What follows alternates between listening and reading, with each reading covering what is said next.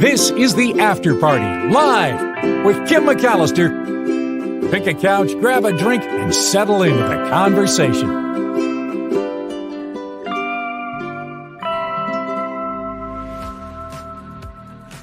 Is the After Party live on this Friday. Had a bit of a coughing fit there. I'm telling you, this whole team between Nikki and Mark and myself, we have definitely stumbled, if not fallen a little bit with this whole COVID thing.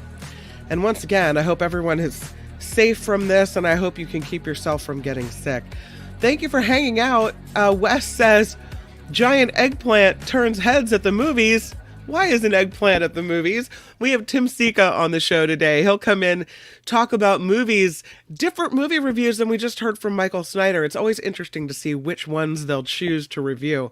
So looking forward to that. This giant eggplant is turning heads, I must say. And Wes, you're turning heads as well with another $5 super sticker. So appreciate your contributions to this little show that keeps on chugging away thanks to contributions like yours. So really appreciate that very much. All right, let's dig in because we only have about 11 minutes now until Tim Sika pops in. So I did want to talk to you about this eggplant. It's a biggin'. It's a biggin'. As a matter of fact, I do believe it's a record-setting eggplant. The Iowa Department of Agriculture, pretty surprised as well after this Iowa man harvested an 8.33 pound eggplant. That's the size of an infant. This is an 8.33 pound eggplant, and it broke a world record. This guy's name is Dave Bennett. He's from Davis County, Iowa. He had the eggplant examined by an inspector. There are eggplant inspectors? Apparently, yes. The Iowa Department of Agriculture inspector came out, weights and measures guy came out, and they confirm this 8.33 pound eggplant is indeed the biggest in the world. Mr. Bennett says, I've been growing eggplants for about 5 years now. 2 years ago, I set the record for the state at 5.6 pounds. This Guinness World Record has been in contact now with him to say the application for the world record is indeed approved. The previous record for the largest eggplant in the world was out of the UK at 7.21 pounds. So this blows that out of the water. He said, eventually, I'll have a plaque that says I grew the world's largest eggplant. So there you go, 8.33 pounds, and it becomes a world record. I mean, imagine working so hard to grow the largest eggplant. You've grown the largest in the state, and now you've got this 8-pounder that sets the record. Well done, Mr. Bennett. Couple lotto stories of the day today. One of them involves a fortune cookie that inspired a lottery win. This happened in North Carolina. This man said, and it's not the first time we've heard this, this man said this message inside of a fortune cookie inspired him to buy the lottery ticket that ended up winning him $200,000. The man's from Trinity, North Carolina. His name is John. He said he bought a $5 pot of gold ticket from the Hillsville Country Mart on Hillsville Road after he was inspired by his dinner. He said, we had Chinese food last night, and we got a fortune cookie that said, don't miss out on your chance to win big. That's the fortune in the fortune cookie. He said, I decided this cookie's trying to tell me to try my luck at the lottery. I was thinking this fortune cookie was a sign. It had to be fate, he said. And he was shocked as he scratched off the $200,000 prize. He said, I started seeing 0, 0, 0. I thought, this has got to be a dream. What's he plan to do with the winnings from his pot of gold? He's going to pay off some bills and buy a boat, go fishing. That's what he's going to do. Not so bad. Here's a lotto story. This one couldn't have come at a better time for this lady. Happened in South Carolina. This woman lost her job. She told lottery officials that she visited the old pantry store in Beaufort, South Carolina, bought herself a $10 Gold Rush scratch-off ticket. She just lost her job a few days earlier. And lo and behold, she scratches off the scratcher and she wins $300,000 just a couple days after losing her job. She said she was stunned. "I'm still in shock," she said, "and extremely grateful. I've never won anything before." She's going to use the money for financial relief and to buy a new house as well. You can tell someone lives in South Carolina when that money will buy a new house. That's like maybe not even a condo in the Bay Area. What would it be? I'm not sure what that would be in the Bay Area. Half a condo, maybe? And maybe even that's dreaming. I don't know. But she said it's crazy how things worked out. Yeah. I always hope that people that really need it are the ones that win. Someone that just lost their job, thank goodness. The folks on this airline have decided no more noodles for people. No. The Korean Air says we're not serving you instant noodles anymore because of the turbulence-related burn risk. Korean Air announcing it is discontinuing the service of ramyeon instant noodles to economy class passengers because of the risk of burn incidents during turbulence. They say these cups of instant noodles will no longer be available in economy class on long-haul flights starting in mid-August. In the case of ramyeon service, burn accidents occur frequently due to the hot water. In economy class, they say, flight attendants must move several cups of noodles filled with hot water at once. Passengers are crowded together, so the risk of burns has been high. The company is blaming the increasing trend of turbulence for the dangers, saying there were twice as many reports of turbulence in the first quarter of 2024 as there were in the same period in 2019. They still, though, will serve these noodles in first class and prestige class because the less crowded area there means less risk of burn. Really? The noodles to be replaced in economy class with other snack options like sandwiches, pizza, corn dogs, and Hot Pockets. I don't know, those Hot Pockets, they might be a little risky as well. I'm not sure. We've got some interesting things happening in the sky in the month of August, like the Perseids meteor shower and a blue moon. Yes, August is going to be one of the best months for stargazing in all of 2024. It's got the perfect blend of summer nights and astronomical sights for people of all ages. First of all, a rare blue moon coming. There's actually 3 astronomy events. So we'll start with the Perseids, which people often think is the best meteor shower of the year. We'll see the display peaking the night of Sunday, August 11th into the early hours of Monday, August 12th. The thinking is, by astronomers, that we could see 60 meteors per hour. That's pretty exciting. The weather a little more comfortable than the winter weather, so should be pretty good, and maybe less cloudy as well for stargazers in August compared to December, when they have the Geminids meteor shower, so this might be a little better for us, the Perseids. And again, the meteors start streaking through the sky shortly after nightfall, August 11th. Best time to watch, 1 a.m., a little bit after 1 a.m. on the 12th, according to the American Meteor Society. Then, the third week of August, we get a blue moon rise. The moon may not actually appear blue, but it might not be typical either. So the blue moon refers to the second full moon to rise in a calendar month. This happens once every 2 to 3 years.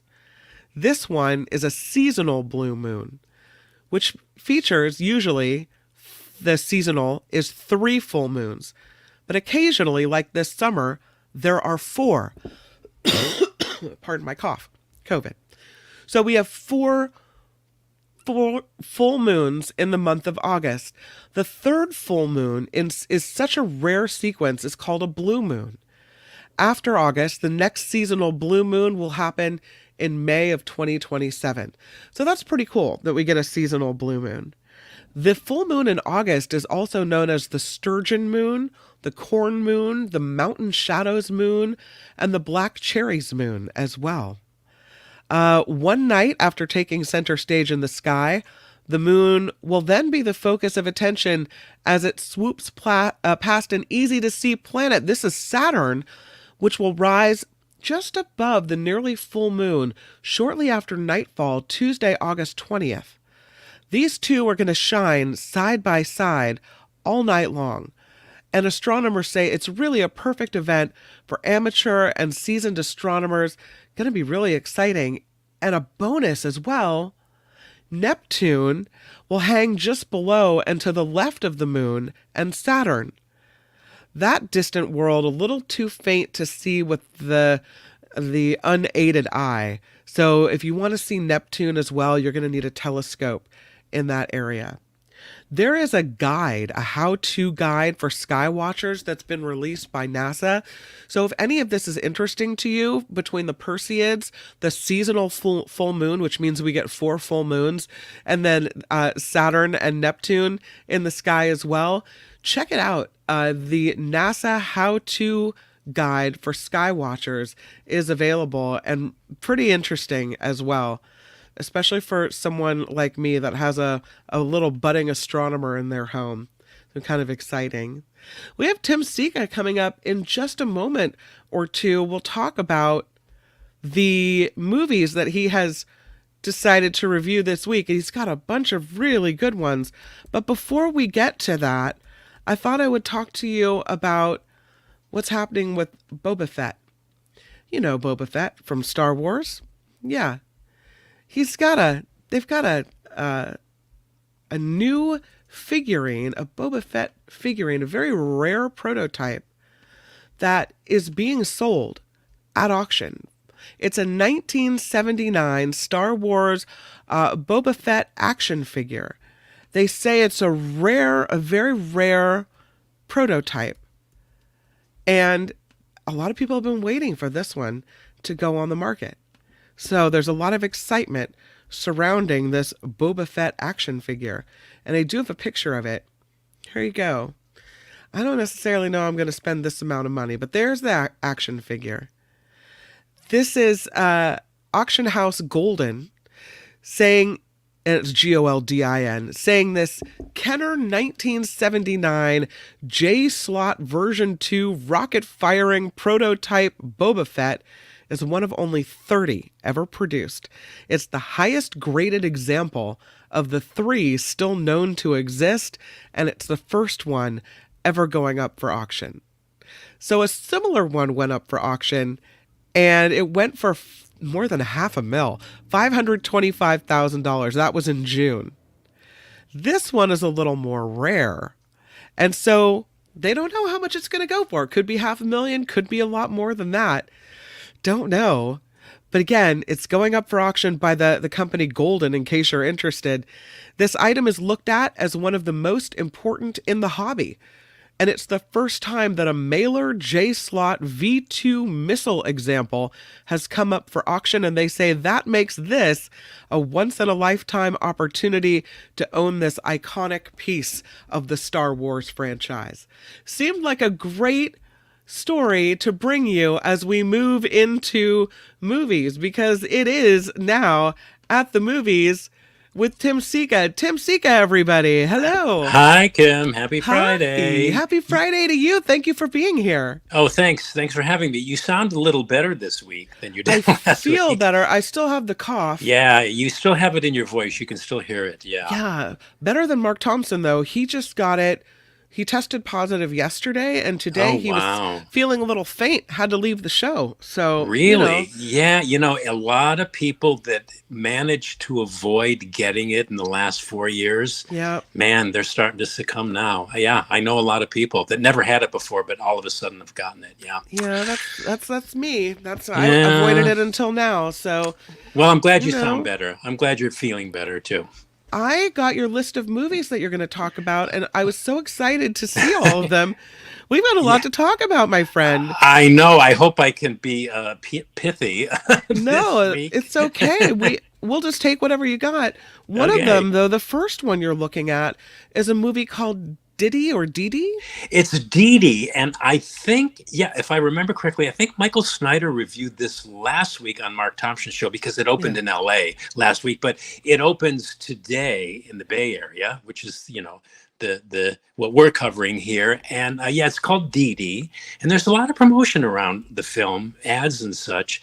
And like the next movie that we're going to talk about, Sing Sing, it's of local interest as well, because this one, Dee, was written and directed by Sean Wong, who is from Fremont and who has set his story in Fremont, this story, and it's based on his growing up in Fremont as this awkward 13-year-old teenager trying to, figure out who he is, trying to negotiate his way through family and friends and first crushes. Those are the worst, right? Yeah. All of that from the standpoint of being a Taiwanese American boy growing up in a Taiwanese American family, and that whole dynamic. So there's a hyper kind of specificity to this story set in Fremont in 2008. And this was one of the things that was kind of original about it. It was set when teenagers at that time were beginning to develop a relationship and an identity with screens, computer screens, the early internet with things like MySpace and chat rooms and AOL messaging, but it was pre-YouTube explosion and Facebook and Instagram and TikTok and all that. So it's basically about the awkwardness of adolescence from an Asian American perspective. Very sincere. It's a really sweet mother-son story. Joan Chen, who lives in San Francisco, the great Joan Chen, magnificently and with great reserve and subtlety portrays the mom. The director's real-life grandmother plays his very traditional grandma in the film, so that's a nice touch. It's a nice, at times, somewhat sweet little movie. I'm a bit surprised at all the hype surrounding the movie. It won awards at Sundance, specifically an audience award, but it failed for me to live up to that hype because there's really nothing new here we haven't seen in countless other movies before. So I found it kind of unoriginal. It did have the immigrant twist to it, so that made it kind of more interesting, but the basic content, but anyway, the acting's excellent, the content is relatable, and it has a kind of artistically authentic personal approach to its storytelling that are good enough reasons to recommend it. So I recommend Dee. Okay, let's move on to this one. It's called Sing Sing, about the prison, I guess, huh? Yeah. This film, too, has a local angle to it in that, well, first of all, it stars Academy Award nominee Coleman Domingo, and he plays a prison inmate. And Domingo has enjoyed this over 30-year creative relationship collaboration with Sean San Jose, who's one of the featured ensemble cast members in Sing Sing. He's a very big name in San Francisco theater. Anyway, Sing Sing. It's probably the most unique prison drama I think you'll ever see for a couple of reasons. I'll mention those as I think of them, but it's also kind of revolutionary in the sense that its portrait of prison inmates, the focus here is on their humanity as opposed to the crimes that put them in prison in the first place. The filmmakers don't shy away from the fact that they got, these were major crimes these guys committed because they're in Sing Sing. Right. But it's also revolutionary in the idea of an arts program, which is what Sing Sing is based on, coming into a maximum security prison. That in itself is revolutionary because it goes completely against the system that got these guys there in the first place. And that arts program that this movie and story is based on is the real life rehabilitation through the arts program at Sing Sing. And so the movie centers on a group of inmates involved in this program and in the creation of theatrical stage shows through the program. And what's interesting is the film stars professional actors like Coleman Domingo and Paul Raci, alongside many real-life formerly incarcerated men who were themselves alumni of this program while they were incarcerated, including this guy, Clarence Macklin. He also stars in the film, and he has never acted before, but he was a beneficiary of this program, and he is so amazing. One of the first things I did after I saw the film is I looked up this guy. I go, who is this guy? He is so amazing. Well, this is the first movie he's ever been in, and it's quite likely that he's going to get an Academy Award nomination for Best Supporting Actor. He's that good. From prison to the Oscars, that's crazy. No, really. Well, you know what's interesting about the Oscars too, and again, I'm going off on tangents here, but what's interesting about the Oscars is a lot of times what wins you an Oscar. I mean, first of all, you got to have a good performance, but it's your narrative, right? Yeah.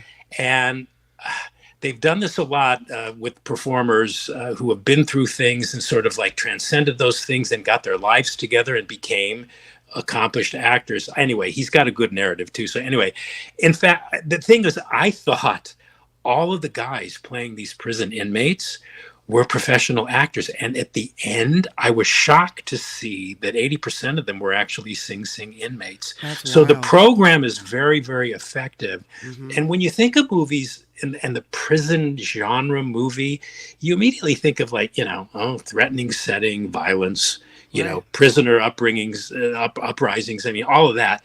Yet the emphasis here is, and I mean, there's no doubt where we are. We're in this maximum security prison with inmates who have committed crimes. But this movie's emphasis is on theater, personal empowerment, and self-expression through theater and this program, this rehabilitation through the arts program. So in its own way, this is a prison movie that gives new meaning to that term, because in the end, it's really it's not a prison movie. It's more of an unabashed celebration of the transformative power of art through performance. Very unique movie. It doesn't always, go ahead. It's not a documentary, though. You say it's a drama. No, it's not. It has a documentary feel, but it's very much a drama. It doesn't always, I'm going to say this too, because I'm a critic.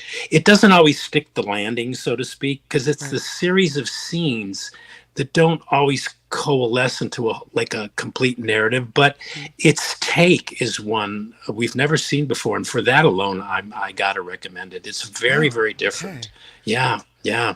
The next one you have on your list, that sounds really interesting, by the way. Yeah, it is interesting, yeah. The next one is called Kneecap. Kneecap, yeah. I love that poster. Great energetic fun is this next movie, Kneecap, which is sort of a musical biopic about the Irish rap group Kneecap. I believe it's the first movie in the Irish language, which is, it's Gaelic, is another term for Irish language is Gaelic, to play at the Sundance Film Festival. Anyway,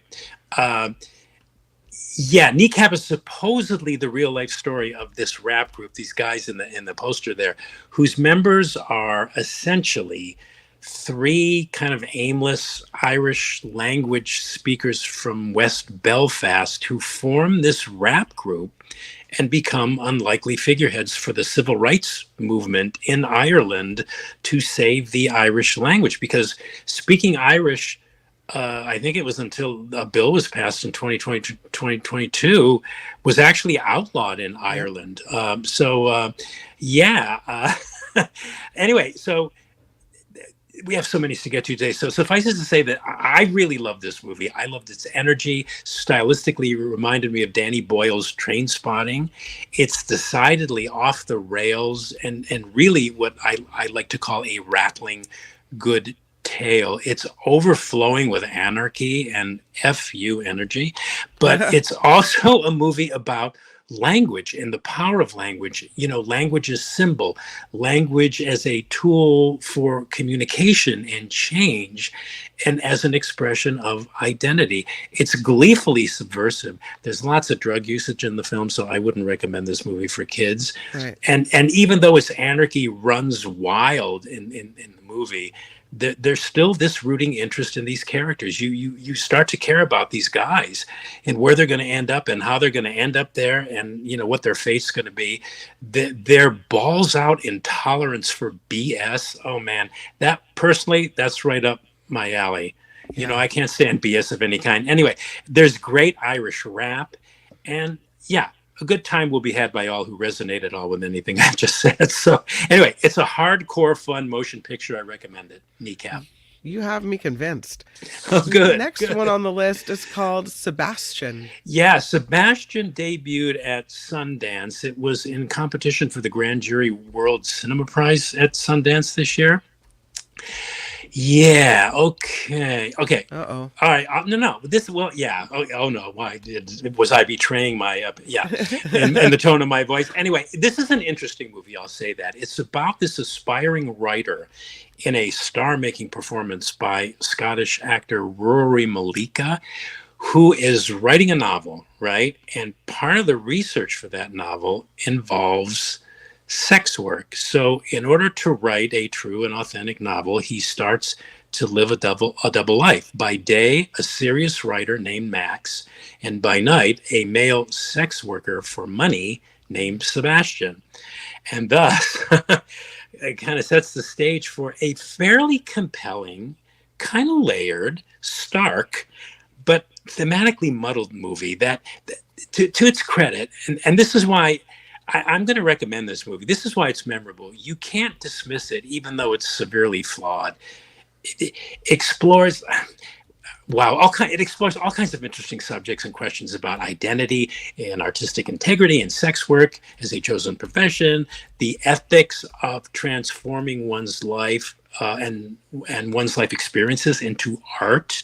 Because the main character of Max, the writer, and he's Sebastian of the title, the sex worker. He's living two lives, right? One as an emerging writer of considerable talent, and then the other as a gay sex worker. Speaking of, there is lots of sex in this movie, which is why I think some critics are overlooking the movie's flaws, if you want to know one thing. Lots of sex in this movie, but the depiction of sex work was compelling as it was done, I think, in a way that made you think about the link between, or the relationship between, sex and creativity. But none of these themes were, for me, sufficiently developed. And they just kept begging questions like, well, is this guy Max engaging in sex work to write about it, or is he writing about sex work so he can engage in it? So it was confusing to me about what the point of this movie was. So in summation, it's a serious, well-intentioned movie that explores a lot of interesting ideas and questions, but that doesn't, I'm going to use this phrase again, stick the landing. But I'm recommending it with reservations. This may not be everyone's cup of tea because it is a queer movie written and directed by a queer filmmaker. His name is Miko Amalika. But if I heard somebody say what I just said, that I think that would be enough for me to want to see it anyway, because the opinion part of that statement I might disagree with. I might think the opposite, that the movie's themes did indeed mesh well with the drama. But so anyway, that's my unpithy take of Sebastian. Lots of good ideas. You decide for yourself whether they all, coalesce and make an interesting drama. It is interesting. I'm contradicting myself. It's interesting, but I'm just going, what the hell is this movie trying to say? What is it about? And what is my takeaway supposed to be? I was unclear. So, but I'm recommending it. Coop. Coup. Oh, coup. Oh, coup. It's pronounced coup.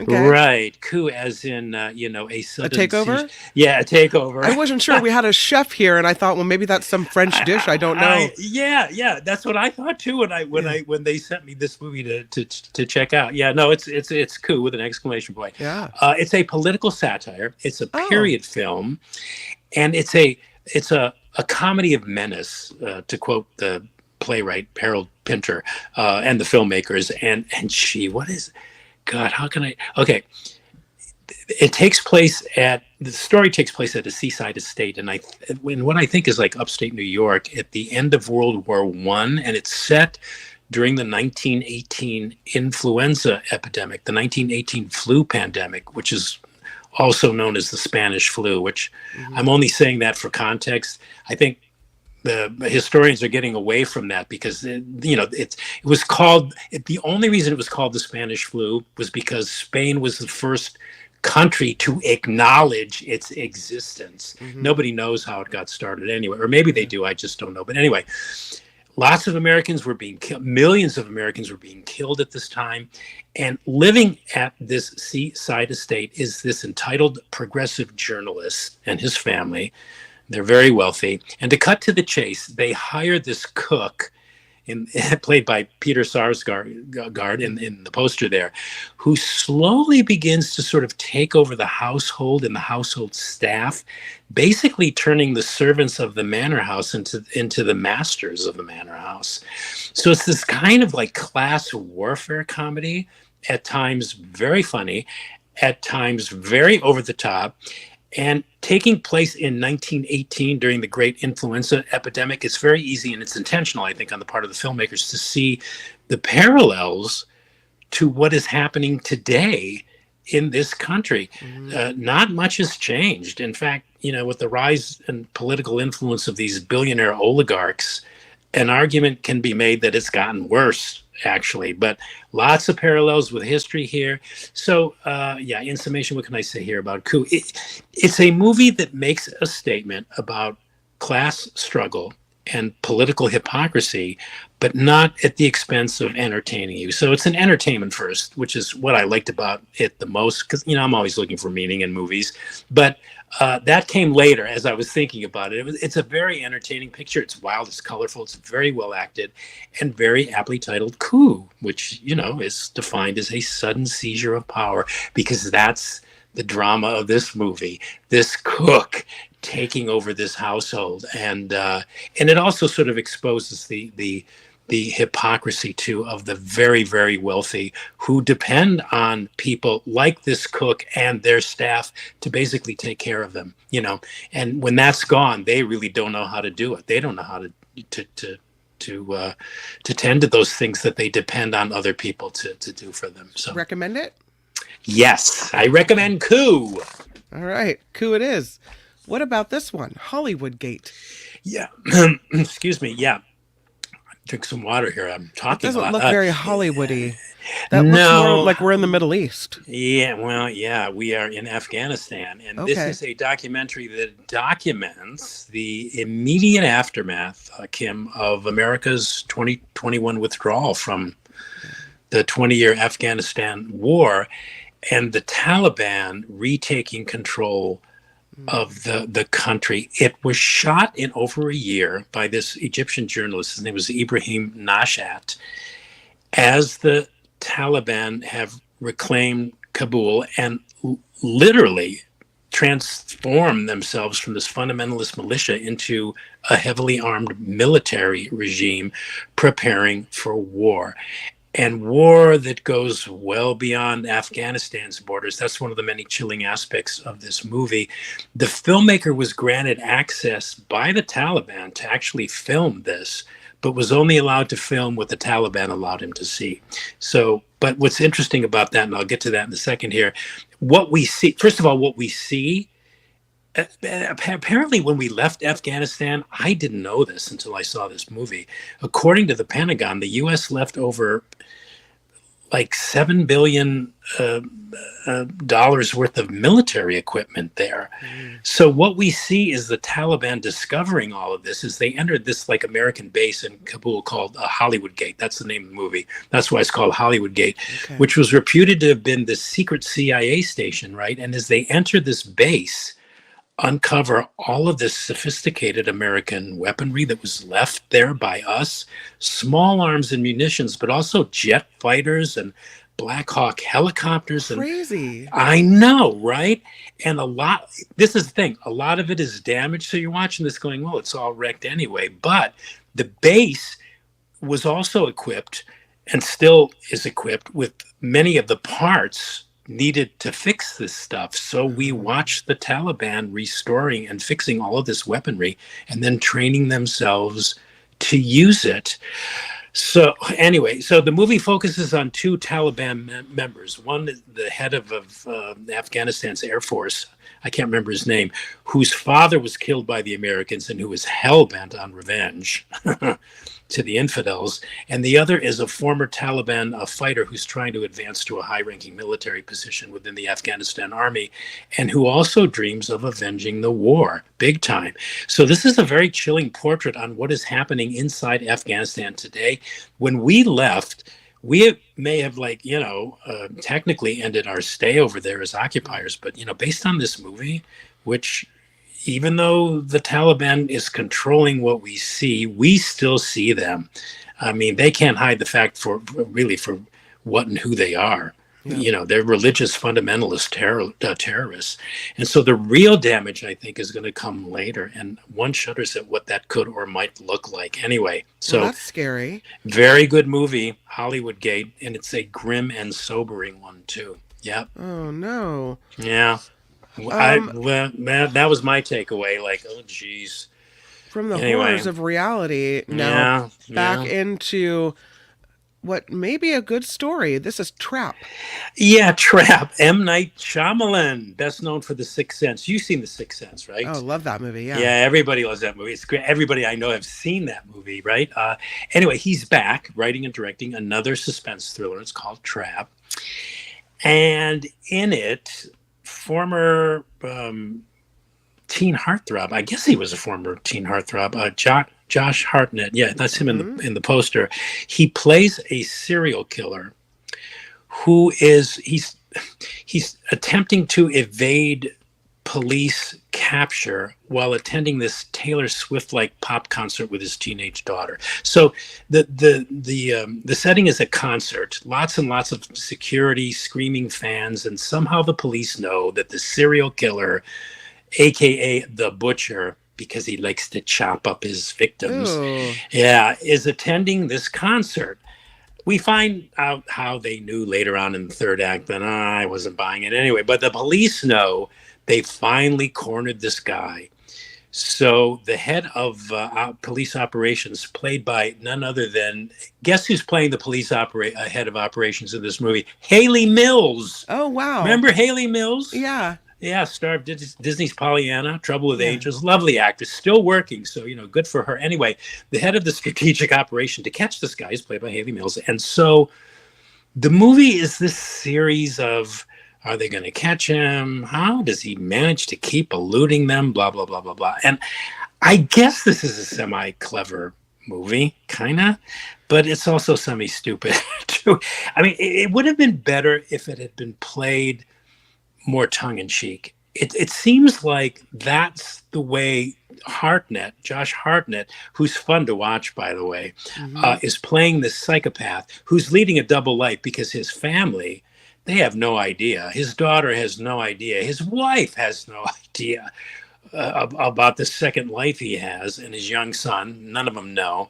But the director seems to have more serious intentions going on. So I think Hartnett's playing it like it's kind of tongue-in-cheek with the Shyamalan's serious approach to the direction kind of clash. But also, to be fair, it does have its share of creepy directorial flourishes. They use close-ups to really good effect and to heighten tension in the movie.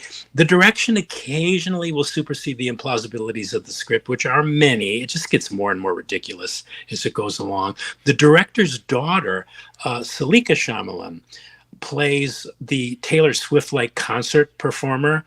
Her name was Lady Raven, which is great name. She's very good. She's writing and performing all her own songs. Apparently, she's an R&B singer. I didn't know. I had never even heard of her in real life. But she's also a very good actress. She's a good reason to see the film. And it's fine, I guess, but, I'm going to give this one a pass. I think despite its occasional effective moments, overall, I just don't think it fully worked. So, I'm going to say, skip Trap or avoid falling into the trap of Trap. No. And I did happen to see it with a preview audience. It was like a preview audience where they were like testing people's reactions. And it was fairly full. Based on that screening, I would say it's not just me who's saying this. Yeah. There were a couple like nervous laughs, but I didn't get that the audience particularly grooved on it either. So whatever. I'm trying to defend my position by saying the audience agreed with me too. But I don't know. I think M. Night Shyamalan has made way better movies than this one. So I'm saying skip it. Skip it. What about this one? Made in England. Yes, the films of Powell and Pressburger, a documentary that is like the highest grade of catnip for cinephiles and movie lovers and movie fans or anybody interested in cinema history. And it's about what the title says, the films of Powell and Pressburger, the British filmmaking team of Emmerich Pressburger, who wrote the scripts, and Michael Powell, who directed the scripts, and who for nearly 20 years collaborated on so many great movies, so many cinema classics like The Life and Death of Colonel Blimp, The 49th Parallel, Black Narcissus, great movie, and The Red Shoes. That's probably their most famous movie. And our host for this presentation of the films of Powell and Pressburger is none other than the American Dean of Cinema himself, director Martin Scorsese, who has always admitted this huge indebtedness to the filmmakers and the influence that the filmmakers had on his own body of work, and who in later years was able to enjoy a friendship with Michael Powell. Scorsese's editor, Thelma Schoonmaker, was in fact married to Michael Powell. So anyway, yeah, I love this movie. Always a mark of a great documentary, Kim, of this kind is when the movie's over, the first thing you literally want to do is go and watch the movies covered in the documentary over again. Or if you're unfamiliar with those movies, you really do want to watch them for the first time, because this movie functions well, not only as one for the fans, but maybe also one for folks who've never heard of Powell and Pressburger or have never seen a Powell Pressburger movie. So it's a deep dive into some remarkable movies hosted by one of the most remarkable film directors of our time, Martin Scorsese. I have no objectivity about this movie. I just loved it. It's right in my wheelhouse. It appealed to me on every level of my movie-loving career. I just loved it. It's called Made in England, the films of Powell and Pressburger, and it's opening in theaters today, select theaters in the Bay Area. All right, to review, you said Dee Dee is unoriginal, but you'll recommend it. Yeah. Sing Sing, you said this movie is revolutionary. You love the focus on humanity. You'll recommend it. Yes. Kneecap, you said it's fun. You loved it. It was a hardcore good time. Yeah. I did. Yeah. How are you remembering all this stuff? You have to. I take notes. You see me looking down. I'm taping. When you say something that particularly strikes me, I zap it. Oh, okay. I'm impressed that you can summarize all this jabber. Sebastian, you called it flawed but memorable. Yeah. Well-intentioned. You'll recommend it, but with reservations. It's got a lot of sex in it. So yeah, a lot of sex. Yeah. If that's not your jam, then maybe you're not going to love it. Yeah. The movie Coup, not Coop, but Coup. You said it's really entertaining, and you're going to recommend this one as well. Yep. Hollywood Gate. You say this is a very, very good movie, but it's also grim. You called it very grim. Very grim and like a slap in the face of reality. Yeah. Trap. You said this movie is a pass. It doesn't fully work, and you shouldn't go see it. You're going to pass on it. It's a trap. Yeah. However, Made in England, you loved it. This is Made in England, the films of Powell and Pressburger. You said it's a deep dive into some remarkable movies. You are all for this. This is right in your wheelhouse. You say yes, yes, yes to this one. Yeah. And you get another A for your accurate summarization of my blatherings here. I'm nothing if not a good note taker, my friend. Yeah. Yes. You've done it again, and this time you brought us so much. And I'm always so grateful when and again, I've had COVID, so I've really not had a lot to do in this office but flip through Netflix. So I try to remember, what did he say about this one? What did he say about this one? I'm always so grateful to have that knowledge going into it, at least like to try to remember what, what you're recommending. So Yeah. I have my Tim Sika list, and I have some new things to put on it today. Yeah, well, thank you, Kim, and thanks for having me. And it's always great. You let me just go on, and I appreciate it. It's we don't always get these forums where we can, today with everything, and we're getting a lot of like pushback from some of the critics groups that I'm in. The studios are really, I don't think they want the same kind of film criticism that used to go over with the public. They're like into TikTok and this 2-second, what's that called? Not a log line. What's it? There's a phrase for like a short statement. What's it called? Tagline? Yeah, not tagline, but just say it with the least amount of words as possible. Now there's an art to that, but a lot of times it comes across as surface and superficial. Anyway, whatever. Anyway, so you can't really tell the full story. You can't really dig into it like you do here. Right? No, but right. Back to my point. I really appreciate the forum, and thank you for having me. It's always great to come on this show. I love this show. Thank you. It is a treat for us to get to go to the movies with you. As a matter of fact, K-Nell throws down $10 and says, "I love Movie Fridays. Thank you, Kim and Tim." So there you go. Oh, K-Nell. Hey, thank you. Yeah, a lot of people really enjoy this day and this segment with you. So I'm very grateful that you keep coming back. Don't leave me, Tim. Don't leave me. I love your segment. I have no plans to do so. All right. We were at the movies with Tim Sika, everyone. Always a great time. Thanks, Kim. Have a great weekend. Head out. Talk to you next week. Enjoy the popcorn. All right, Tim. Thanks for coming by. Bye. All right, thanks. Bye. At the movies with Tim Sika, thus ends the After Party Live. Some other folks to thank, though, before we go, including K-Nell with the $10 super sticker, and Wes with a $5 super sticker, and then Julie came in with a $5 super sticker as well.